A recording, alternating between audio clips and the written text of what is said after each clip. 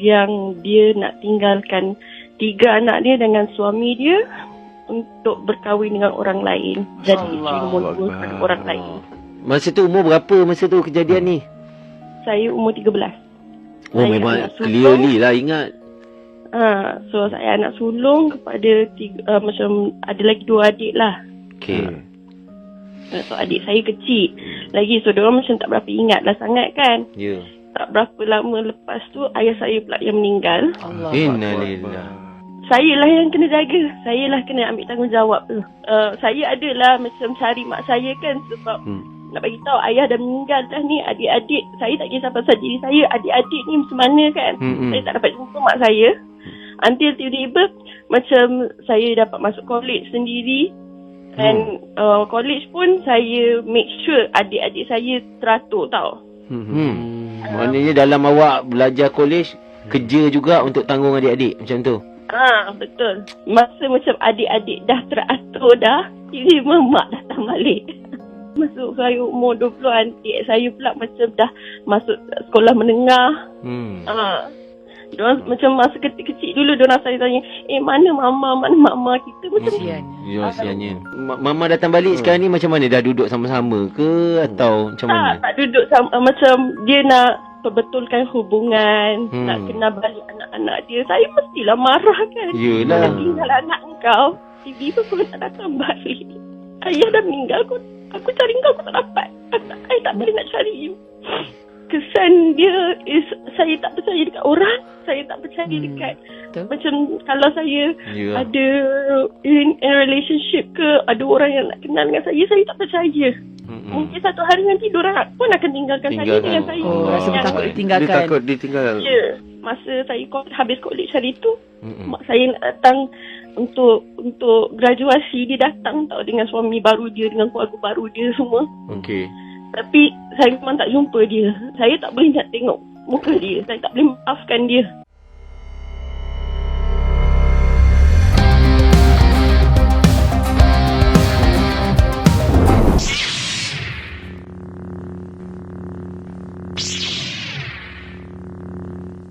Assalamualaikum, hai guys. Mula-mula sekali sorry, suara agak serak sikit.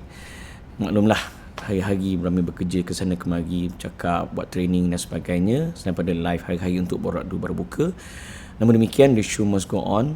Berkaitan dengan video tadi, Brahmi nak ulas pada perspektif yang sedikit berbeza, iaitu Brahmi nak menegur masyarakat kita yang seringkali menyalahgunakan istilah anak-anak wajib taat ibu bapa. Ya betul, tak dinafikan anak-anak wajib mentaati ibu bapa. Namun demikian, adanya di sana di dalam prinsip Islam, iaitu ibu bapa yang telah menderhaka kepada anak-anak sebelum anak-anak menderhaka kepada ibu bapa. Dari mana datangnya istilah ini? Dari mana datangnya prinsip ini? Dan apa maksudnya? Ianya berlaku di dalam sejarah ketika Saidina Umar menjadi khalifah, dan ianya dicatat di dalam kitab Tanbihul Ghafilin karangan Abu Laith As-Samarqandi. Ketika Umar menjadi khalifah, datang seorang lelaki yang bertemu dengan Saidina Umar. Dia berkata, "Wahai Amirul Mukminin, engkau pukullah budak ni," iaitu anak dia yang telah menderhaka kepada dia. Si ayah ni dia mengeluh pada Saidina Umar Al-Khattab. Lalu Umar ni seorang pemimpin yang adil. Dia memanggil budak tu, dia tanya sendiri budak tu, "Adakah benar engkau telah menderhakai bapamu?" Jawab budak tu, "Wahai Amirul Mukminin, ya benar, aku telah menderhaka kepada ayahku." Lalu dia bertanya pada Saidina Umar, "Bukankah aku sebagai seorang anak juga mempunyai hak yang mesti ditunaikan oleh seorang ayah?" Jawab Umar, "Ya benar." Lalu budak tu tanya balik, "Apakah hak itu wahai Amirul Mukminin?" Kata Umar, "Hak anak-anak adalah ayah mesti memilih isteri yang solehah. Pertama. Kedua, memberikan nama-nama yang baik. Dan yang ketiga, mendidik anak-anak mereka dengan Al-Quran. Maksudnya, mendidik dengan didikan agama." Kemudian jawab budak tadi, "Wahai Amirul Mukminin, sesungguhnya ayah aku tidak memilih isteri yang solehah untuk menjadi ibuku. Dia memilih seorang penyembah api sebagai ibuku." Dalam arti kata lain, dia tak ikut sunnah Nabi SAW. Nabi ajar di dalam hadis, "Tunkihul mar'ah li jamaliha, li maliha, li nasabiha, walidiniha, wazfar bizatid din, taribat yadak." Maksudnya, Nabi ajar kita, nikahilah wanita kerana hartanya, kecantikannya, keturunannya dan juga agamanya. Dan Nabi sambung lagi, pilihlah kerana agamanya, nescaya kamu akan beruntung. Budak tu kata, kita ikut apa yang Nabi ajar. Dan budak tu kata, aku pula diberi nama Ja'ul, yang bermaksud lipas, dan dia tidak pernah mengajar Quran kepadaku. Lantas Nabi pun berpaling dan memandang kepada si ayah tadi.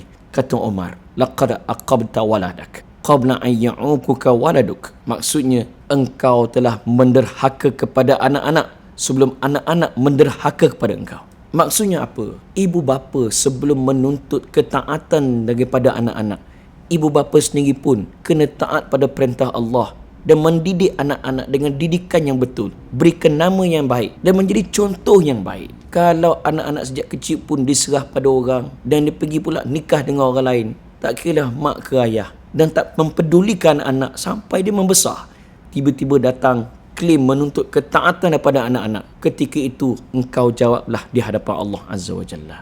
Sebab itu di dalam doa yang Allah ajar dalam Quran untuk kita doa pada mak ayah, Rabbighfirli, ya Allah ampunilah dosaku, wali walidayya, dan juga kedua ibu bapaku. Dan doa tu tak terhenti di situ, disambung lagi, kama rabbayani saghira, sebagaimana mereka pernah mendidik aku, menjaga aku sewaktu kecil dulu. Bagaimana ibu bapa nak menuntut agar dikasihi oleh anak-anak kalau sewaktu kecil dulu ibu bapa tak bagi pun didikan kasih sayang pada anak-anak. Sebab tu ibu bapa jangan salah guna istilah engkau kena taat mak bapak sedangkan engkau sendiri pun tidak taat pada perintah Tuhan, dan engkau sendiri pun telah menderhaka pada anak-anak, iaitu tidak memberikan didikan, tidak memberikan kasih sayang kepada anak-anak. Habis tu, adakah anak-anak kena maki kepada mak ayah sebegini? Tak juga.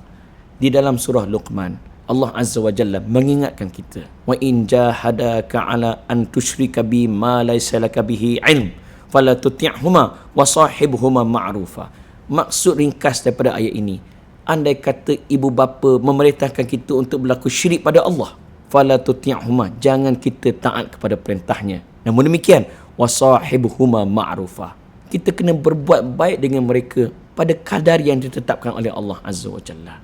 Kalaulah mak ayah yang berlaku syirik pun kita tetap kena buat baik, apatah lagi mereka yang tidak syirik pada Allah. Cuma dalam konteks kemanusiaan, Brahmi faham, apabila anak-anak yang tidak dipedulikan oleh mak ke ayah ke sewaktu kecil, tiba-tiba bila dah besar, setelah kita sengsara menderita dalam kehidupan, bukan senang.